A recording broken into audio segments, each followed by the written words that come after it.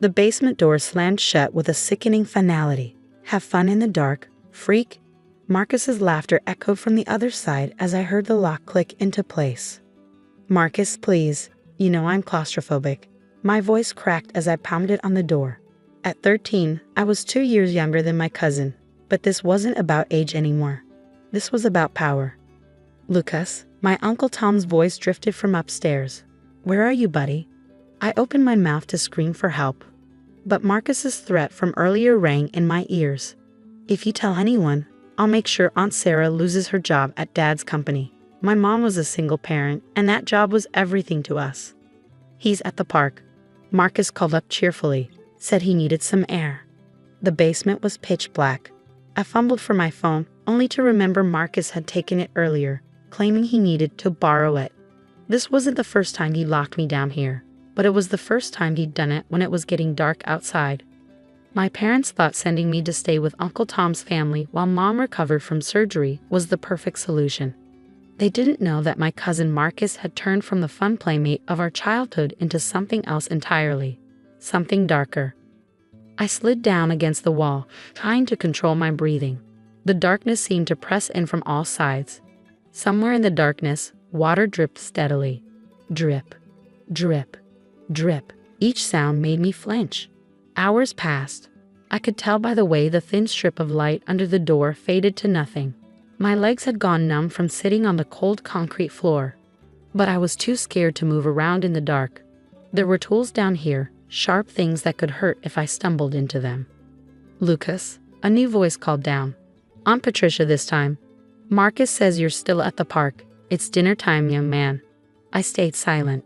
Last time I called for help, Marcus had made sure I regretted it. The bruises had taken weeks to fade, and I'd had to lie to my teachers about falling off my bike. But Ms. Reynolds, my English teacher, hadn't believed that excuse. She'd been watching, I realized now, taking notes, asking careful questions whenever I came to class with new accidents. "He's probably at that weird kid Kevin's house," Marcus suggested above. "You know how he is, Mom. No respect for family dinner time." More hours crawled by. My phone's absence meant I couldn't even see what time it was. The basement had no windows, no source of light at all. Just darkness and that endless dripping. Then, finally, footsteps on the stairs. The lock clicked. "Okay, freak show's over," Marcus announced, swinging the door open. "Mom and Dad are asleep." "Lucky for you, I'm feeling generous."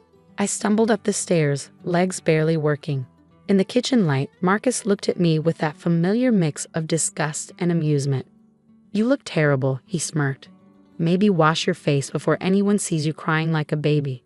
I glanced at the microwave clock, 11:45 p.m. I'd been down there for almost 6 hours. The next morning at school, I could barely keep my eyes open. Every shadow made me jump. When Ms. Reynolds asked me to stay after class, I thought she was going to scold me for falling asleep during her lesson. Instead, she closed the classroom door and looked at me with concern. "Lucas, I need you to be honest with me. What's really happening at your uncle's house?" "Nothing," I said automatically. "Everything's fine." She pulled out a notebook. "In the past 3 weeks, you've come to school with 2 unexplained bruises, a sprained wrist, and now you can barely stay awake. That's not nothing." "I'm just clumsy," I mumbled, but my hands were shaking. "Lucas," she said softly, "I've already called CPS. They're going to want to talk to you, and I need you to tell them the truth. Can you do that?" My heart stopped. "No, he can't. My mom's job is secure," Ms. Reynolds interrupted. "I've already spoken with the school board and your mother's union representative. Your uncle can't touch her job, no matter what happens." That's when I broke down. Everything poured out. The basement, the threats, the accidents that weren't accidents at all. Ms. Reynolds recorded everything on her phone, her face growing grimmer with each revelation. "You're not going back there today," she said when I finished. "We're going to the principal's office and we're calling your mom right now. But she's still recovering. And she would want to know about this," Ms. Reynolds said firmly. "You're not alone anymore, Lucas. We're going to make this right." As we walked to the principal's office, I saw Marcus in the hallway. He started to smirk, then froze when he saw who I was with. For the first time, I saw fear flicker across his face. I straightened my shoulders and kept walking, The basement door was finally open and I was stepping into the light. The principal's office buzzed with tension as I sat between Ms. Reynolds and Mrs. Garcia, the school counselor. Uncle Tom had arrived, his face red with anger, while a calm-faced woman in a gray suit introduced herself as Mrs. Bennett from Child Protective Services. "This is ridiculous," Uncle Tom sputtered. "Marcus and Lucas are like brothers. They play rough sometimes, sure, but—" "Mr. Walker," Mrs. Bennett interrupted, "we have documented evidence of systematic abuse. Your nephew spent 6 hours locked in your basement last night. Would you like to explain that?" "He's making it up." Uncle Tom's fist hit the desk. "Lucas has always been imaginative. Just ask his mother." I did. My mom's voice cut through the room like steel. She stood in the doorway, pale but steady, supported by our neighbor who'd driven her. Despite her recent surgery, she came immediately when the school called. "Sarah," Uncle Tom's tone changed to honey sweet, "you should be resting. This is all just a misunderstanding." "Is this a misunderstanding too?" Ms. Reynolds placed her phone on the principal's desk and pressed play. Security footage from the school's cameras filled the screen, showing Marcus cornering me in empty hallways, shoving me into lockers when teachers weren't looking. "I installed a recording app on Lucas's phone 3 weeks ago," Ms. Reynolds continued, "after I noticed the pattern of injuries. Last night, it captured everything, including Marcus taking the phone and Lucas's calls for help from the basement." The color drained from Uncle Tom's face. "That's illegal. You can't record." "Actually," Mrs. Bennett interjected, "in cases of suspected child abuse, it's perfectly admissible evidence." My mom crossed the room and knelt beside my chair, her movements careful but determined. "Why didn't you tell me, baby?"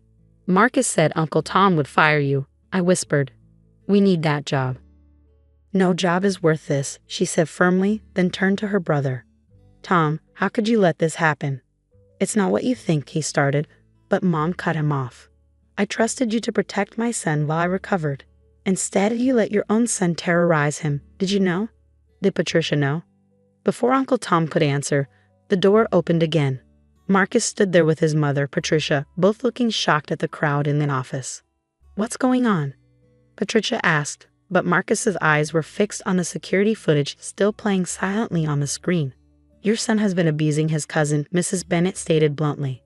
"We have evidence of multiple incidents, including false imprisonment last night." Patricia's hand flew to her mouth. "Marcus."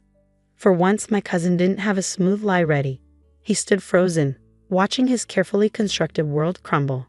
"It was just jokes," he finally muttered. "Lucas is so sensitive about everything." "Locking someone in a dark basement for 6 hours isn't a joke," Ms. Reynolds said sharply. "Neither is threatening them to keep quiet." Mrs. Bennett cleared her throat. "Given the severity of the situation, we're opening a full investigation. Lucas, is there somewhere else you can stay for now?" "He's coming home," Mom said firmly. "I have help with my recovery now, and he never should have left." "You can't prove anything," Marcus suddenly burst out. "It's his word against mine." "Actually," Ms. Reynolds pulled out her notebook, "I have documented every incident, every unexplained injury, every behavior change for the past 3 months. 27 separate incidents, Marcus. And now we have recordings too." The next hour was a blur of statements and paperwork. Mrs. Bennett took detailed notes while Mrs. Garcia gently asked me questions about other incidents. Mom sat beside me, her hand tight around mine, as I finally let out all the secrets I'd been keeping. Uncle Tom tried to minimize everything, calling it boys being boys. But even Patricia had turned away from him, horror growing on her face as the evidence mounted.